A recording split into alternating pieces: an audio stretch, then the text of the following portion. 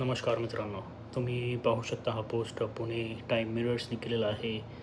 ते we are giving 1500 to our Ladki Bahin today and at the right time it will be increase to 2100. This is our promise and we will keep our words to our dear sisters. हे statement आहे माननीय श्री एकनाथ शिंदे साहेबांचं.